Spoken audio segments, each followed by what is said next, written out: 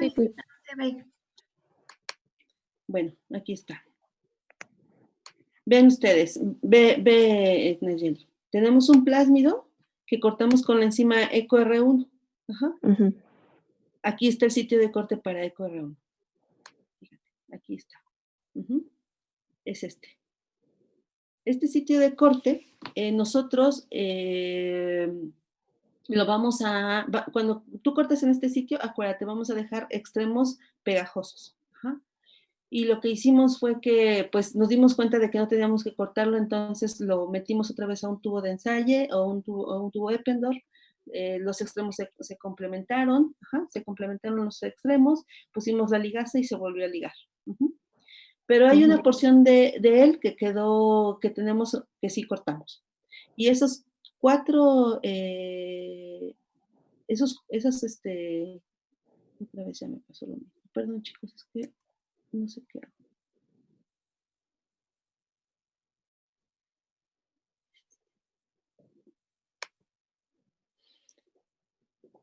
Ese plásmido, si estuviera linearizado, por ejemplo, ese plásmido cuando lo linearizamos obtuvimos una banda lineal.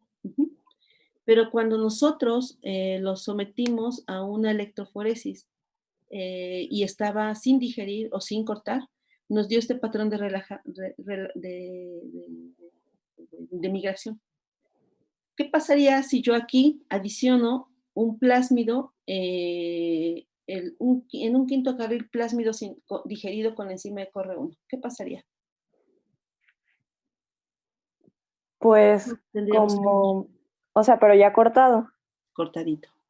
Entonces se verían más bandas, ¿no? En donde cada pedacito de plásmido se vería, ¿no? Por lo que le estoy entendiendo. A ver, déjame luego más claro.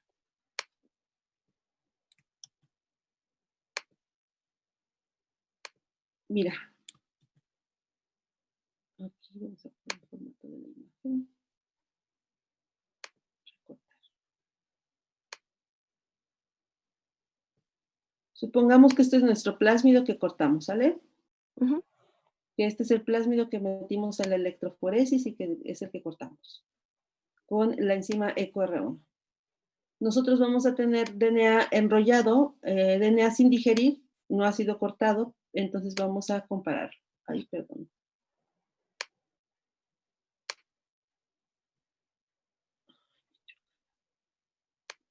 Me choca Zoom.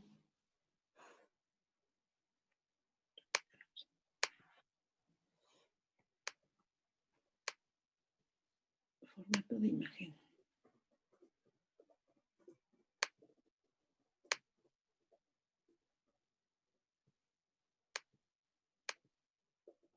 Entonces, vean, si nosotros pusiéramos ese DNA cortado aquí al ladito, ¿cómo lo tendríamos que ver? Voy a cortar más todavía.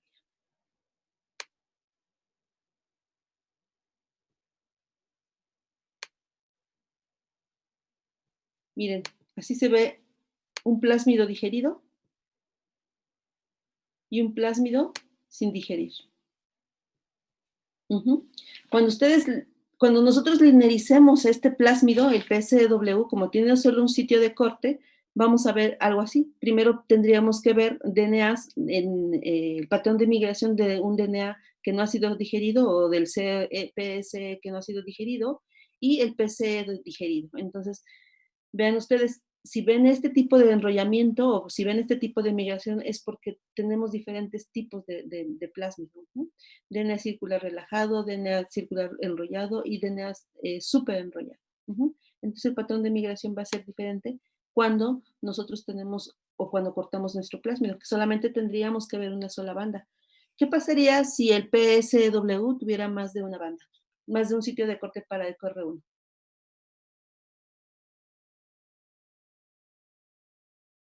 A ver, ¿quién quiere contestar?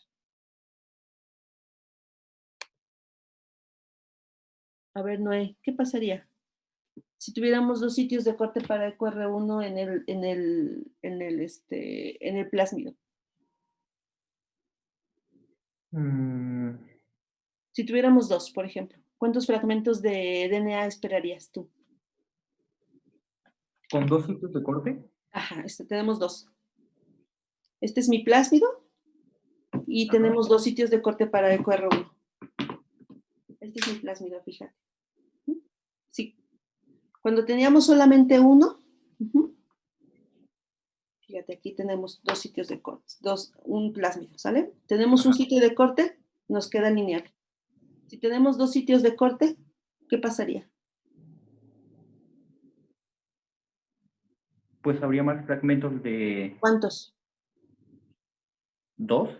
Dos. Si tuviéramos tres sitios de corte, pues 3. ajá. ¿Qué pasaría si yo ahora pongo otra enzima de restricción? Podría generar, o sea, podría fragmentar mi plásmido. Y eso a veces en el laboratorio nosotros lo utilizamos, es una herramienta que utilizamos en el laboratorio.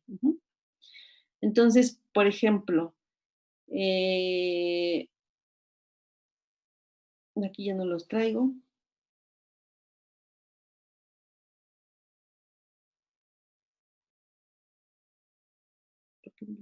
Aquí, por ejemplo, tenemos este mapa. En este mapa nos está diciendo que nosotros tenemos un fragmento de como de 1200 pares de bases. Cuando linearizamos este fragmento con la enzima EcoR1, nos está generando dos bandas. Lo que significa es que tenemos dos sitios de corte. Pero además nosotros, si cortamos a este plásmido de 1200 pares de bases con un fragmento que se llama, con una enzima que se llama SMA1, vamos a generar dos fragmentos también. Entonces esto significa, porque ya sabemos que tenemos dos fragmentos que van a tener dos sitios de corte para SMA. Entonces este fragmentito de 1200 pares de bases o 1100 pares de bases va a tener dos sitios de corte para EcoR1 y también va a tener dos sitios de corte para SMA1. Cuando yo combino EcoR1 y SMA1, me va a generar tres sitios de corte. ¿Por qué?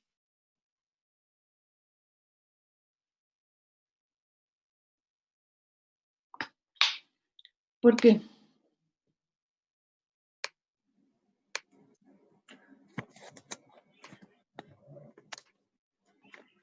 ¿Por qué? ¿Por qué podría generarme estos sitios? Fíjense, además me dice que en la región, uno de los fragmentos es como de 150 pares de bases y el otro es como de 900. Entonces, si esto mide 1.100, yo tendría que estar adicionándole aquí, por ejemplo, pongamos aquí en 800, un sitio de corte para EcoR1.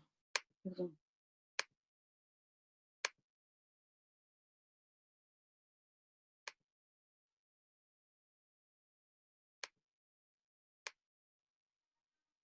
Miren, aquí le voy a poner de 1. ¿Qué sería?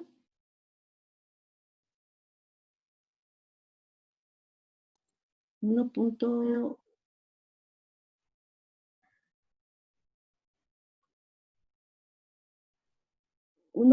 más o menos, 1.5 vamos a ponerlo así. Ajá, ahí está.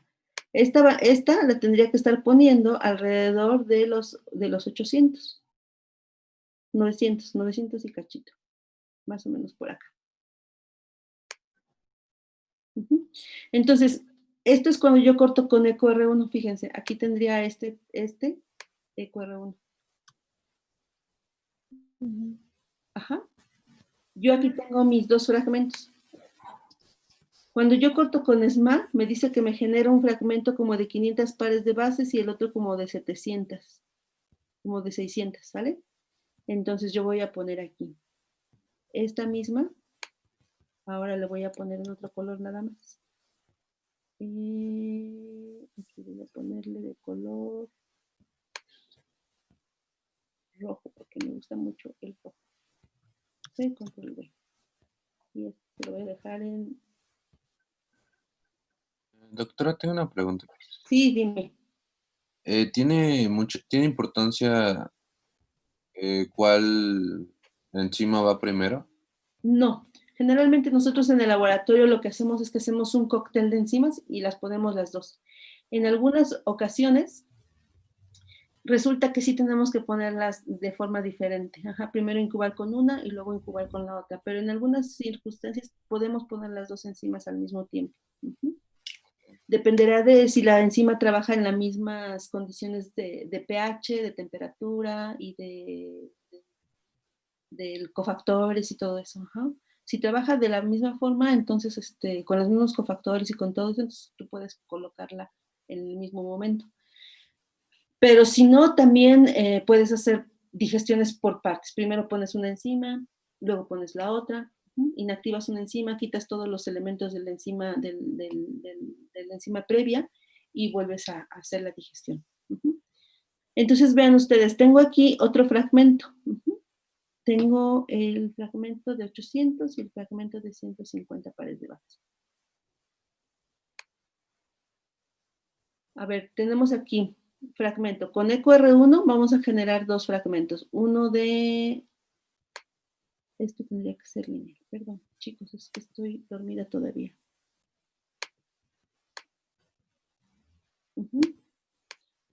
Si yo corto aquí, me va a generar un solo extremo. Entonces significa que esto debería de tener otro sitio de corte. Y sería más o menos como por acá. ¿Sale? Entonces, este me va a generar el fragmento grande. Este me va a generar el fragmento grande. Cuando yo solamente corto con... si tuviera un sitio de corte, me generaría un fragmento. Pero aquí tenemos dos sitios de corte porque tenemos dos fragmentos. Entonces, esto me va a generar el fragmento grande y este me va a generar el fragmento chico. ¿Sale? Y esto es para EcoR1. ¿Qué pasa para SMA? Me dice que tengo yo un lugar en 500 y otro de 550. ¿Qué pasaría, chicos? ¿Dónde? Yo sé que voy a tener dos sitios de corte para SMA. ¿Dónde los colocarían?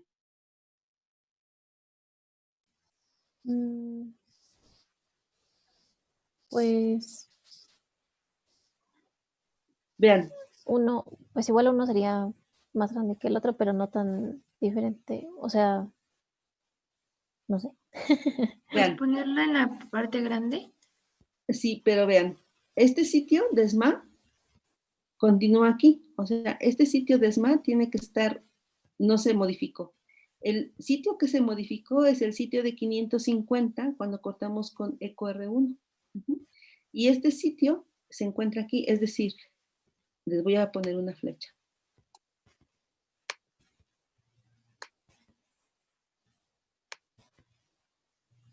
Vean. Este fragmento, perdón, más bien, este fragmento que está aquí, lo comparten las dos condiciones. Y este otro fragmento aquí abajo, lo comparten cuando yo pongo con EcoR1 y la digestión con EcoR1 más SMA. Entonces, este pequeño pedacito no se cortó.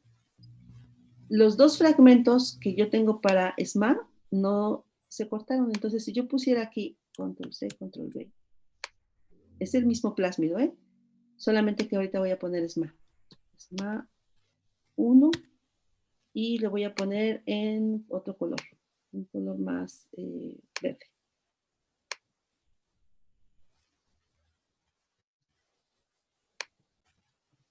Ay, perdón, les digo que estoy dormida. Vean ustedes, tengo mis dos sitios para EcoR1 y también voy a tener dos sitios de corte para SMA. Este corte, este sitio, si yo corto solamente en un sitio, solamente tendría un fragmento, pero me dicen que tengo dos, entonces tengo que poner dos cortes. Y uno me dice que es como de 500 pares, 550 y el otro debe ser como de 600 y cachitos, ¿sale? Entonces, casi el plásmido tiene que estar cortado en la mitad. Más o menos así. Cuando yo hago la doble digestión, veo que este fragmento no se modificó. Este fragmento de 150 pares de bases, o sea, este fragmentito no tiene contenido el sitio de corte para SMA 1. ¿Por qué? Porque si tuviera un sitio de corte, este fragmentito se hubiera hecho más pequeño, ¿cierto? Sí. Ajá. Tampoco el fragmento grande de SMA1, porque si eso fuera cierto, cuando hago la doble digestión, no lo vería. Entonces, el fragmento que se cortó es el fragmento grande de EcoR1 y el fragmento pequeño de SMA. Entonces, ese sitio de corte o este corte, cuando nosotros hacemos la combinación, vamos a ponerlo en amarillo y le vamos a poner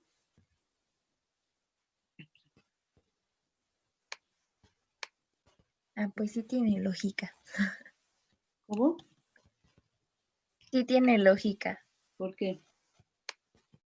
Pues que por eso nada más se hacen 3 cortes.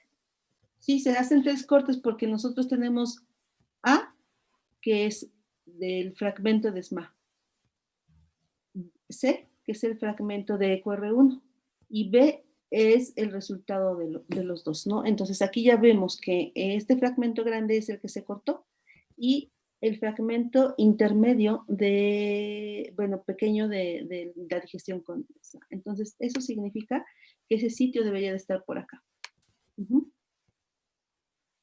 Entonces cuando nosotros hacemos la triple digestión tenemos este fragmento que va de aquí a acá, el fragmento que va de SMA a EcoR1 y este fragmento que va de aquí a acá. Entonces es por eso que nosotros podemos hacer diferentes cortes y podemos utilizar esta herramienta en el laboratorio para poder diseñar nuestros plásmidos, para poder insertar genes, para poder diseñar nuevos sitios de corte. O sea, esas son las estrategias que utilizamos en el laboratorio. Con esto terminaríamos un poquito de lo de las mapas de restricción. Es muy, muy breve, la verdad, pero creo que con esto ustedes podrían tener como un poquito más de idea de qué es para qué sirven las enzimas de restricción. No nada más sirven para hacer análisis, para saber si no tenemos el inserto, sino también nosotros podemos a través de ellas saber si estos DNAs podemos hacer corticofección. Podemos clonar genes, sacar genes, modificar muchísimo un plasmid. Entonces, durante estas clases hemos estado viendo vectores de clonación, transfección de transformación de células, aprendimos a aislar DNA de plásmido, hicimos electroforesis, cortamos con enzimas de restricción. Anteriormente ya habíamos visto PCR y ahorita lo único que nos quedaría ya para terminar este curso sería el método de Sanger. No sé si hay alguna pregunta al respecto. No, bueno, hasta ahorita no. Bueno, entonces vamos a ver el método de Sanger. ¿Qué es el método de Sanger? ¿Ustedes saben qué es el Sanger? ¿Qué hace Sanger? ¿O qué hizo Sanger? ¿O qué hace Sanger? No. ¿No? ¿No? ¿No? Pero vimos, por ejemplo, en la electroforesis capilar que podíamos conocer los nucleótidos, ¿verdad? Sí. La secuencia. Bueno, pues eso antes se hacía a mano. Entonces, Frederick Sanger es el hombre que convirtió los genes en secuencias. Antes de eso nosotros no sabíamos cómo estaba la secuencia del DNA, sabíamos que tenía nucleótidos, sabíamos la estructura del DNA, pero no sabíamos cómo poder saber o cómo saber cómo se llevaba a cabo la combinación de las letras, ¿sí? De las 4 letras de las cuales consta nuestro ADN. Entonces, este señor fue premio Nobel en 1958 por determinar la secuencia química de la insulina, o sea, por proteínas. Y el otro en 1980 por la técnica de la secuenciación del ADN. Y él es un hombre, pues obviamente 2 premios Nobel significa que es una persona extremadamente brillante. Tan brillante es que tiene en Inglaterra, bueno, en Reino Unido, un laboratorio o un instituto, el Instituto Sanger. Ese Instituto Sanger, pues ya aquí están ustedes viendo en el mapita donde se encuentra. Es este tipo de, es esta construcción. Vean ustedes la cantidad de terreno que tienen para el instituto. Estos son servidores. Estos servidores los utilizan para analizar toda la cantidad de información que se está generando. Este instituto, pues, obviamente tiene una gran cantidad de máquinas, de computadora, de gente, de recursos, infraestructura, donativos para hacer investigación. Y el cuate que lo, pues, hicieron, este instituto fue en honor al doctor Sanger. Frederick Sanger, pues ya vimos ustedes, el ganador de 2 premios Nobel. ¿Y qué es lo que hace? ¿Qué es lo que hace a Sanger para ganarse el segundo premio Nobel? Pues simplemente nos dio nos regaló la oportunidad de saber cómo estaban las secuencias de nucleótidos dentro de una cadena de DNA. Ustedes ya conocen en este esquema. Nosotros tenemos una hebra o un DNA que tiene una hebra líder, una hebra complementaria, una hebra madre o complementaria, como ustedes quieran llamarle. Y sobre ella se van a ir montando diferentes tipos de proteínas para que se pueda copiar de forma fiel el DNA. Vimos hace un ratito una enzima que se llama, o el fragmento grande de la DNA polimerasa que se llama fragmento Clino, que era una enzima que estaba involucrada en la adición de nucleótidos. Bueno, pues esa Clino forma parte de estas DNA polimerasas. Tenemos proteínas que se encargan de abrir las hebras de DNA. Tenemos enzimas que se encargan de mantenerlo abierto para que se pueda constituir la horquilla de replicación. Y esto que la proteína hace de forma muy fácil, en apariencia para nosotros, ir adicionando el nucleótido que le hacía falta, pues nosotros tuvimos que estudiar cómo lo podíamos hacer. Aprovechamos que ya sabemos cómo se da el apareamiento entre las bases y sabemos cómo está constituido el DNA. Entonces nosotros tenemos nuestras bases, nuestras bases púricas o pirimídicas, y sabemos que tenemos un grupo, una ribosa, y que se encuentra unido un grupo fosfato, y que esta se va a enlazar a la otra ribosa a través de un enlace de qué tipo, ¿se acuerdan? Habíamos dicho fosfodiéster. Ajá. ¿En qué posición? Vean aquí, 5'. 5'. O 3'. Entonces, y que además nosotros tenemos esta base de bases púricas y bases pirimídicas unidas con una ribosa, con los enlaces fosfodiéster, y que estas a su vez pueden hacer puentes de hidrógeno, ¿no? Entonces, ¿qué va a pasar si yo en mi extremo, este extremo 3', yo voy a tener un OH y voy a tener aquí unido un grupo fosfato, que va a servir para que el siguiente nucleótido se una. ¿Qué va a pasar si yo a este extremo le pongo un extremo OH? O le cambio esto. Vean ustedes, si yo tengo este extremo, voy a poder poner más nucleótidos. ¿Qué necesito? ¿Qué extremo necesito? Que tenga un 3'. Sí, pero que tengan el extremo 3'. ¿Qué grupo? Oxígeno y ¿qué más? Hidrógeno. Hidrógeno. ¿Qué pasa si yo cambio este grupo y lo hago dideoxi? Tenemos DNTPs y didesoxi DNTPs. ¿Qué pasaría si yo cambio esta base? Si cambio este grupo en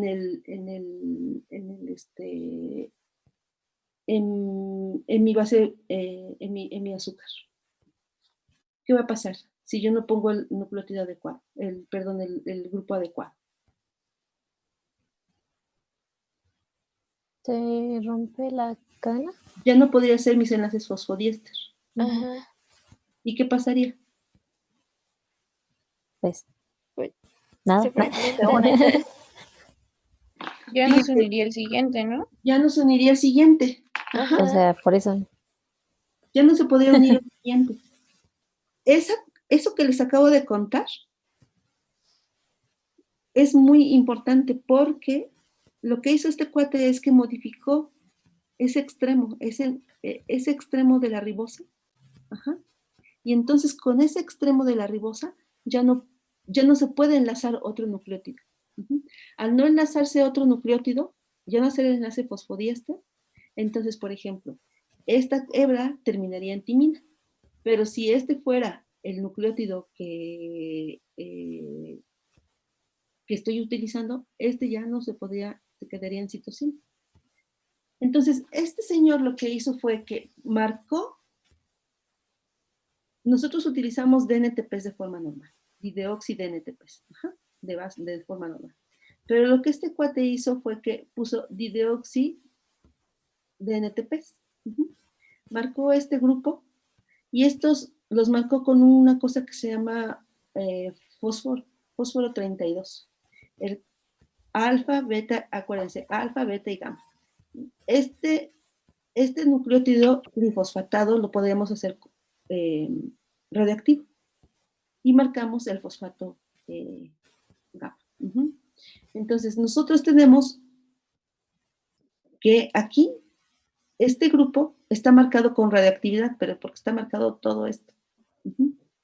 Y entonces, nosotros ahora que tenemos esta molécula que está modificada, ya no va a poderse adicionar el otro nucleótido, ya no se va a poder adicionar el otro nucleótido, por lo tanto, la hebra no va a seguir creciendo.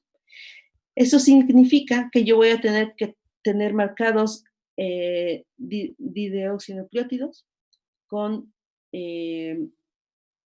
para ATP, para adeninas, citosinas, guaninas y citosinas. Las 4 bases vamos a tener que utilizar nucleótidos marcados con radioactividad.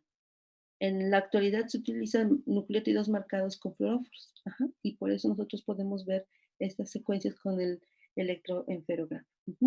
Entonces, Sanger utilizó los principios de la replicación de DNA, tomó la ventaja de que la polimerasa podía incorporar nucleótidos y que nosotros podíamos tener un grupo hidroxilo en el extremo 3', que era esencial para la formación del enlace fosfodiéster. Entonces, vean ustedes las diferencias entre dideoxi DNTPs y DNTPs. Nosotros tenemos nuestros DNTPs que usamos de forma regular y nuestro dideoxi DNTPs que vamos a utilizarlos para esta reacción. Entonces, nosotros ahora no vamos a poder continuar con la hebra, no vamos a poder ir adicionando nucleótidos porque no se pueden hacer enlaces fosfodiéster.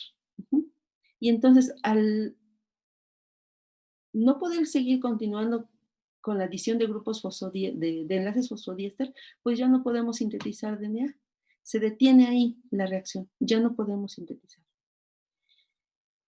¿Qué es lo que hacíamos nosotros en el laboratorio? Antes nosotros en el laboratorio lo que hacíamos es que hacíamos una cinética enzimática. Poníamos nosotros diferentes reacciones. Poníamos los nucleótidos, poníamos el DNA, poníamos las enzimas las enzimas, poníamos nucleótidos y hacíamos una cinética. Por ejemplo, para A empezábamos en el minuto, todos empezábamos en el minuto 0, pero íbamos haciendo relevos, ¿no? Entonces, al minuto 1, nosotros, por ejemplo, empezábamos la reacción para la timina. Luego, al minuto 2, empezábamos la reacción para la guanina. Y al minuto 3 para la citosina. Y para el minuto 4, la de la adenina. Entonces, íbamos haciendo eso. Cuando ya el primer tubo llevaba 5 minutos, deteníamos la reacción. Cuando el segundo tubo llevaba 5 minutos, deteníamos la reacción. Cuando el tercer tubo deteníamos los 5 minutos, volvíamos a detener la reacción. ¿Y cómo es que la deteníamos? la deteníamos adicionándole este tipo de nucleótidos. Entonces, de tal forma que nosotros teníamos siempre 5 minutos de reacción y al finalizar nosotros utilizábamos este nucleótido, este nucleótido marcado con radiactividad que no podía seguir uniendo, que no podía seguir haciendo enlaces fosfodiéster, y así deteníamos la síntesis. Al finalizar, nosotros obteníamos una cinética de tiempo.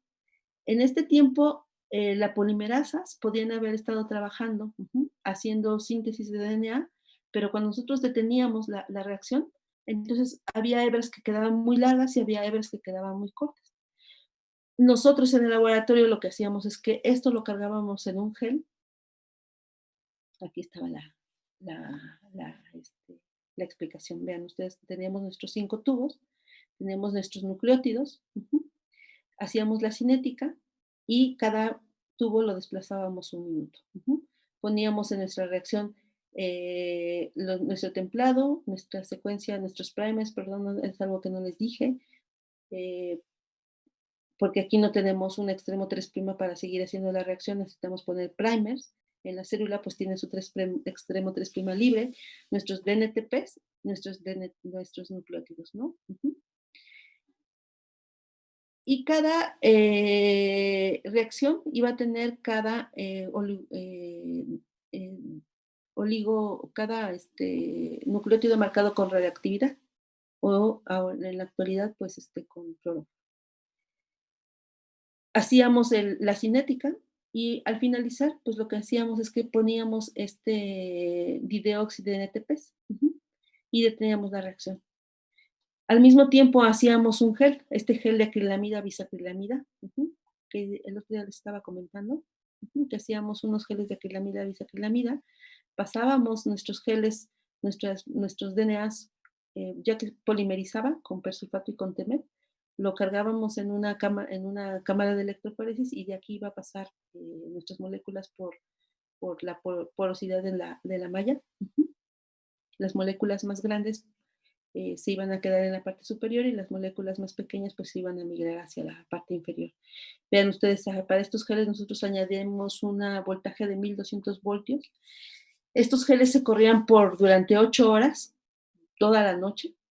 Esas son las cámaras que utilizábamos, son cámaras como de 60 centímetros de largo y corrían toda la noche. Y al otro día llegábamos y sacábamos el gel de esas cámaras, de los 2 vidrios de las 2 cámaras, lo poníamos a secar y lo exponíamos en presencia de una placa de autorradiografía. Entonces, siempre poníamos un poquito de nuestras secuencias en este orden. La reacción para las adeninas, la reacción para las timinas, la reacción para las guaninas y la reacción para las citosinas.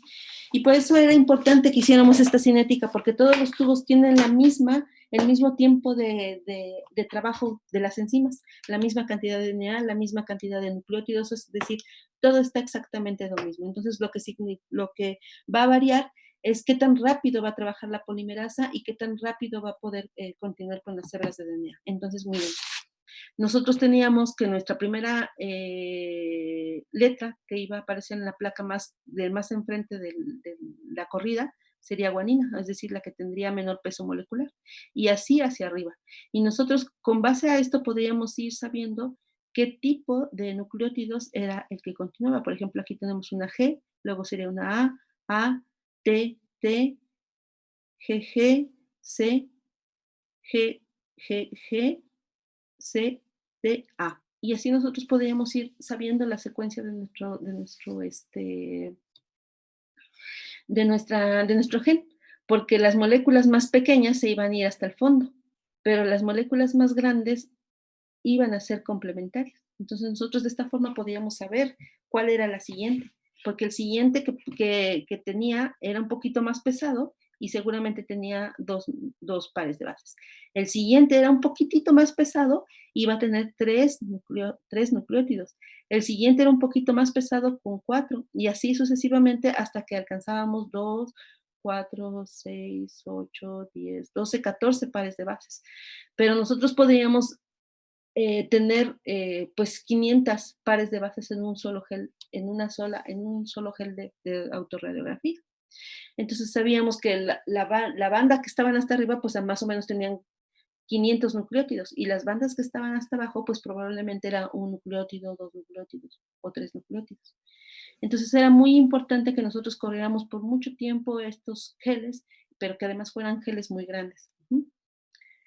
Y esto es gracias a este tipo de reacciones, que en donde nosotros ponemos nuestro cóctel, hacemos una cinética de tiempo, y a cada tubo, después de un tiempo, después de 5 minutos de reacción, todos los tubos tenían que ser terminados por la adición de el dideoxinucleótido marcado con radioactividad, que no pudiera seguir añadiendo más nucleótidos porque no pudiera hacer ya el enlace fosfodiéster. ¿Se entendió? Sí. ¿Sí? Sí. Y de esta forma nosotros podemos ir adicionando, haciendo este tipo de reacciones tipo Sanger. En la actualidad es tan bueno el método, es tan simple, tan elegante, tan sencillo, que hasta la secuenciación automática sigue haciendo este método. No hay otro método que se pueda hacer. Si ustedes lo pueden ver, es impresionante que solamente con modificar el que ya no se puede hacer el enlace fosfodiéster es tan simple que la mayoría de la gente pues no lo podía ver, ¿no? Y solamente tendríamos que modificar la base, teníamos que ponerle una marca al nucleótido para que pudiéramos ver dónde estaba, ¿no? Dónde se detenía la reacción. Entonces, miren ustedes, esas son las cosas que nosotros estábamos viendo al finalizar nuestro curso. Entonces, la secuenciación se puede hacer gracias a que el nucleótido está marcado, pero que también no puede hacer el enlace fosfodiéster. Es por eso que nosotros no podemos continuar con la síntesis de DNA, porque físicamente no es posible. Químicamente ya no es posible, ni físicamente ni químicamente. Y entonces, como tenemos marcado nuestro nucleótido de terminación, así se llaman, nucleótidos de terminación, ya no podemos sintetizar, y entonces las hebras se quedan detenidas. Como hay diferentes tipos de tamaño, cuando nosotros lo corremos en un gel, estas van a migrar dependiendo de su tamaño, hasta el final, hasta el frente del gel van a ir las hebras más pequeñas, y hacia el final del gel, hacia la parte más arriba del gel, nosotros vamos a tener las hebras más grandes. Y entonces de esta forma nosotros podríamos ir construyendo la secuencia de los genes. Y les decía, en la actualidad no hay otro método que se utilice para la síntesis para saber la secuencia del DNA. A pesar de las máquinas que se están utilizando secuenciadores masivos, se sigue utilizando el método de determinación de la cadena. Y se llama así, método de determinación de la cadena.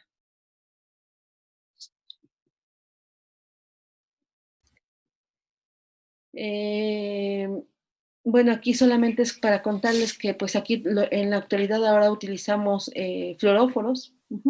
Utilizamos fluoróforos de diferentes colores para las hebras, para los diferentes nucleótidos, perdón, y que pues todos estos van a pasar por un detector, y este detector va a interpretar la señal, porque si viene de color azul, color verde, color roja o color negra, y nos va a construir un electroferograma. Y con esto terminaríamos todo. No sé si tengan alguna pregunta. Les decía ya, ¿tienen preguntas? ¿No? Yo sí tengo. Solo. Ah, ¿Cómo era que se convertía en dideoxinucleótido? Mira, aquí. Ve, los nucleótidos normales y el dideoxinucleótido. Solamente dideoxinucleótido. Teníamos un grupo, un hidrógeno ahí. ¿Pero qué tendrías que hacer para que se Ah, solía... químicamente, eso es químico, eso es una síntesis química. O sea, nosotros ahí lo que ellos hicieron fue que mandaron a hacer este nucleótido especial. Ujú. Entonces, en lugar de que tuviera un grupo H, le pusieron un hidrógeno. Ujú. Y este hidrógeno hace que ya no se pueda dar la reacción con con el con el fosfato. Ujú. Y ya no se puede enlazar el siguiente. Ok, ok. Ajá. Entonces, ese es el truco, ese es el truco. Vean ustedes, por ejemplo, aquí nosotros tenemos el nucleótido. Cuando le ponemos ya no se puede enlazar el siguiente. Ya no lo podemos enlazar, porque químicamente ya no podemos hacer ningún tipo de enlaces. Porque, bueno, o sea, podríamos hacer otro tipo de enlaces, pero si tuviéramos otro tipo de cóctel en el medio. Pero en este caso nosotros controlamos muy bien la reacción y la controlamos de tal forma que sabemos que hay bases nitrógeno, bueno, que hay nucleótidos, que hay eh, este, las polimerasas, las sales, pero ya no se puede hacer más. Ya no puedes porque cuando este grupo está aquí, ¿qué pasaría con la polimerasa? ¿Qué reconoce la polimerasa? El extremo 3' libre, el OH. Cuando nosotros tenemos esto, ya no se puede. Uh-huh. Ya no podemos, ya no está el extremo que necesita la polimerasa, ya no lo reconoce la polimerasa y entonces ya no puede trabajar. Ya se desmonta de él y la cadena se termina. Uh-huh. Por eso se llaman nucleótidos de terminación, porque cuando una vez que los colocas, la síntesis de DNA se va a detener, porque ya no hay extremo donde pueda seguir trabajando la polimerasa. Ok, gracias. ¿Alguna otra pregunta? ¿Nucleótidos de qué? ¿De terminación? Nucleótidos de terminación, Gracias. se llaman así. Y de hecho la técnica se llama secuenciación, secuenciación tipo Sanger, pero bueno, sí también con nucleótidos de terminación. De espacio terminación, no de determinación. Sí. Y con esto terminaríamos nuestro curso, porque ya vimos PCR, entonces ya no tenía sentido volverlo a ver. Ok. Entonces no sé si tengan alguna pregunta, alguna duda. El miércoles, bueno, yo les tengo que enviar todo esto y tenemos que ver el método de evaluación. ¿Sale? Uh-huh. Todavía voy a pensarlo. Pero yo tengo una duda. Sí, yo también, dime. El video se lo enviamos, ¿se lo puedo enviar al grupo? Es que se lo traté de enviar por correo y no pude. Mándenlo pónganlo en el drive. Ok, ahí pueden ponerlo. Ok. ¿Vale? Y yo ahí mismo voy a poner las clases para que ustedes puedan revisarlas. Doctora, Sí. el video vale como un parcial, ¿verdad?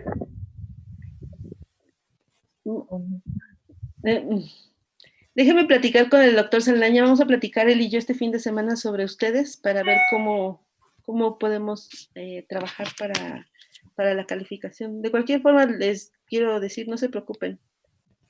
No se preocupen, pero no se confíen tampoco. ¿Sale? Entonces, vamos a platicar y yo les mando un resumen de todo lo que hemos platicado para ver lo de la calificación, porque pues eso es lo que nos interesa, ¿no? La calificación, ahorita. Yo creo que ya aprendieron. Y lo que sí es que váyanse preparando su presentación final para el siguiente viernes, por favor, de todo esto. Ok. ¿Sale? Y el miércoles nos veríamos para algunas dudas pequeñas. Y y ya. ¿Sale? Doctora, ¿cómo que presentación final?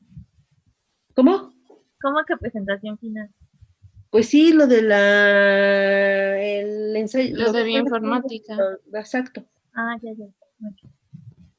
¿Cómo es que hicieron? Todo lo que hicieron. Ajá. Desde cómo se diseñó la pregunta, cómo se...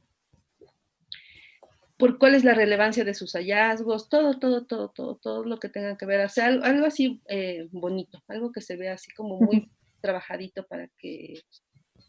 ¿Cómo fue que se les ocurrió la idea? O sea, como si fuera un trabajo semestral completo, con introducción, objetivos, antecedentes, material y métodos. O sea, lo quieren entonces en un archivo Word. Sí, claro, o- sí. No muy largo, por favor. Y y de 5 o 6 cuartillas cuando mucho, y pónganle perspectivas, hacia dónde, si tiene, hacia dónde iría su trabajo, ¿sale? Pero también lo vamos a presentar Si es, el viernes aquí en la clase. sí, O sea, ¿va a ser una de PowerPoint y aparte un Word o solo el Word? sí, no, las dos, PowerPoint y Word. Ah, ok. Entréguenlo el mismo día, ¿sale? Vale. Bueno, un poquito antes para que tengamos chance de verlo. El Word sí me lo pueden enviar por correo electrónico, Vale. ¿sale? Y pónganse Doctora, de pero acuerdo. por ejemplo, en sentido de los objetivos y todo eso, pues creo que todos los chicos vamos a tener lo mismo. ¿Quién sabe? ¿No sabes? No sabemos. O sea, a lo mejor a alguno se le ocurre algo así muy ribombante. El aminoácido 325 es importante para la no sé qué. O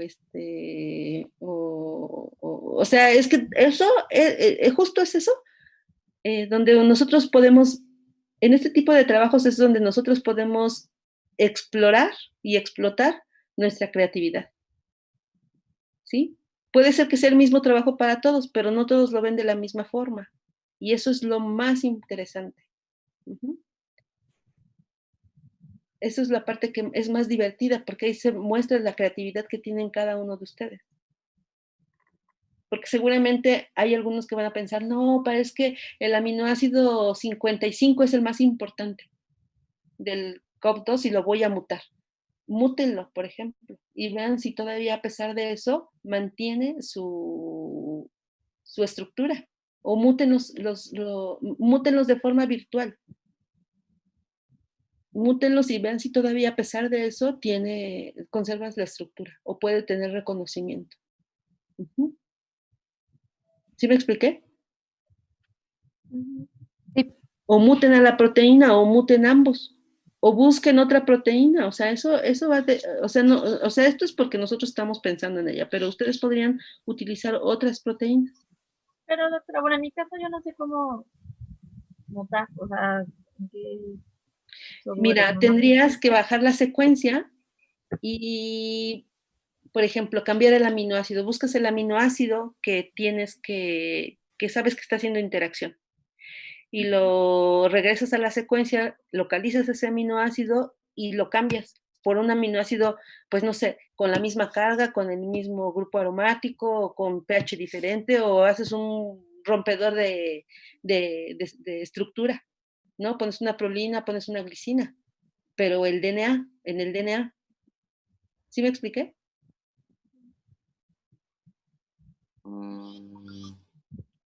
Por ejemplo, ustedes tienen la secuencia de nucleótidos porque se los da en el formato FASTA. ¿Vale? Ahí ustedes pueden modificar.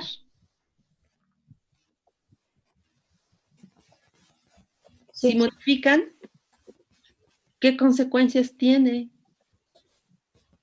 en la proteína? Se puede reconocer de forma igual hacen un virus mucho más agresivo, no lo sabemos, pero tampoco lo vamos a ver de esto, pero por lo menos vamos a ver si tiene mayor interacción o menor interacción. Uh-huh. O si rompen la estructura, ¿qué va a pasar? Acuérdense, el virus está mutando muchísimo y es muy probable que esta proteína también esté mutando, por lo que Sí. ya hemos visto. Ajá, entonces ustedes tienen la posibilidad de mutar los aminoácidos que crean ustedes importantes. O peor aún, poner aminoácidos que cambien la estructura de la proteína. Tengo una pregunta. Sí. ¿Hay algún programa o página que podamos usar para pues modelar estas mutaciones? Porque en el Swiss Model pues son homogeneidad de proteínas cristalizadas, ¿no? Ya Entonces, les habíamos dado la página, ¿no? En la página del... A ver, déjame ver. Swiss Model. No, ahorita déjame ver. Déjame pensar. ¿Dónde estoy? Aquí estoy. ¿Dónde estoy? ¿Dónde estoy?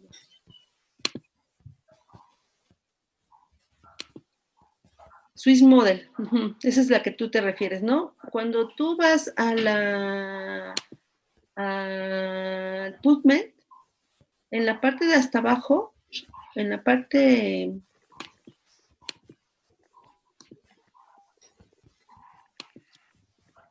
Sí. Y comparto.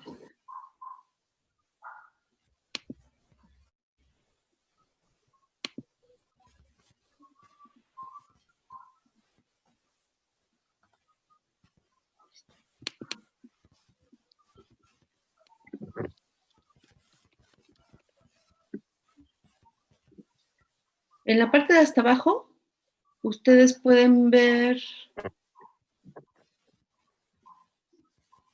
protein.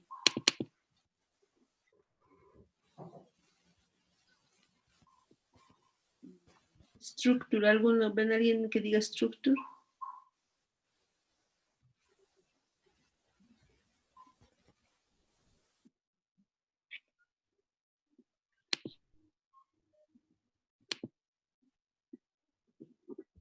A ver. ¿Cómo se llama la proteína?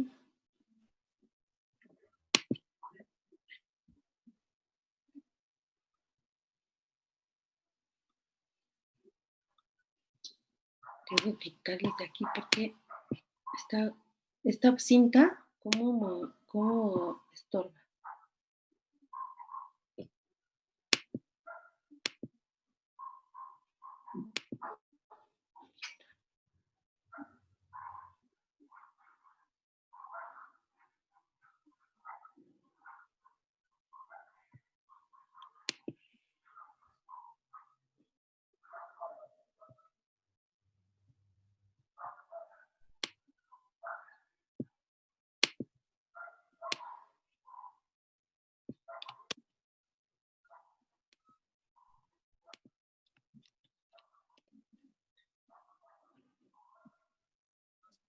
Aquí está.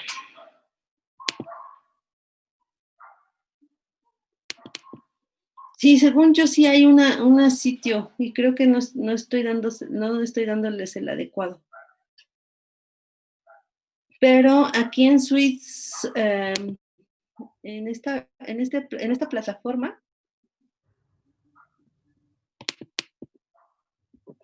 ustedes meten la secuencia que quieren. Entonces, por ejemplo, yo metí ahorita, el otro día estaba trabajando y metí a esta proteína. Y yo la metí. Eso significa que yo puedo abrir esta página nuevamente.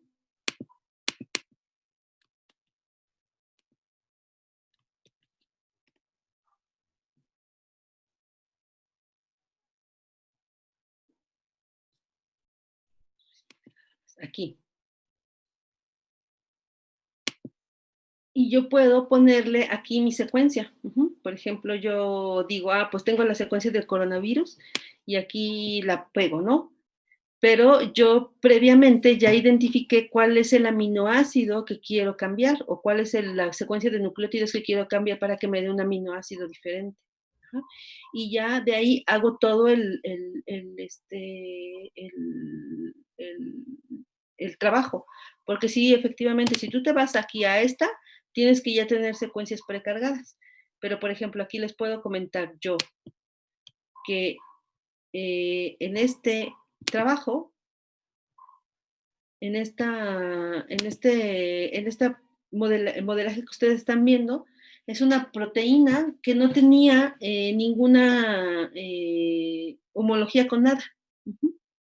Entonces, ella me hizo esta homología, o me dijo, pues probablemente puedas tener esto, ¿no? Entonces, me decía, pues tienes esta proteína que se identifica con esta sintetasa o tetrahidroferina, un hexámero, o también con esta otra. Entonces, pero porque yo le metí mi secuencia. Cuando yo le meto mi secuencia, se la meto de forma que yo saco el formato FASTA y se lo pego ahí, pero yo puedo modificar el formato FASTA, ¿sí? Entonces, ustedes se van a FASTA, lo pegan, por ejemplo, en una hoja de Word, e identifican el nucleótido o el triplete que necesitan modificar, y eso mismo se lo llevan, lo copian y lo pegan en Swiss Model.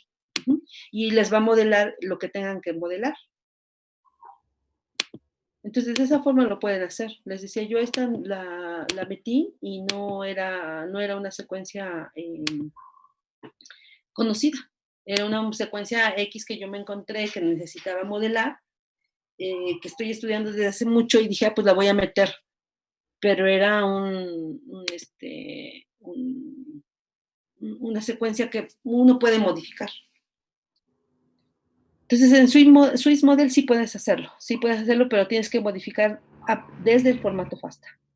Sacas tu FASTA, te lo pegas en una hoja de Word, y en Word identificas el nucleótido o el triplete que necesitas modificar, lo modificas y pegas tu secuencia en Swiss Model y haces el modelamiento. ¿Sí me expliqué? ¿Sí? Entonces pueden hacer eso. Entonces, ¿alguna otra pregunta? ¿No? Pues ha sido un placer, chicos. Esta es la última clase. ¿Sale? Sí. Cuídense mucho. Ok. Igualmente, doctora. Yo les subo la información para que puedan ustedes revisarla. Hay un manual de prácticas de biología molecular que tiene una pantalla anaranjada. La carátula es anaranjada. Este es muy bueno. Si tuvieran más dudas, hay otro libro que se llama Current Protocols in Molecular Biology. Ahí es un libro de biología molecular. Ahí van a encontrar muchísimos métodos. Si necesitan ayuda, pues también me pueden consultar a mí. Todavía tengo pendiente una discusión con Jackie, pero no me olvido, nada más que no he podido. ¿Sale? Ok. Déjenme sacar la foto. Esta foto de la última sesión.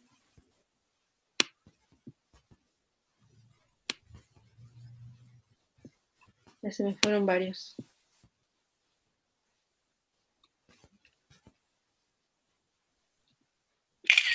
Sale, bye. Bye. Bye, gracias. Hasta luego. No, gracias a ustedes. Bye, bye. Bye. Bye.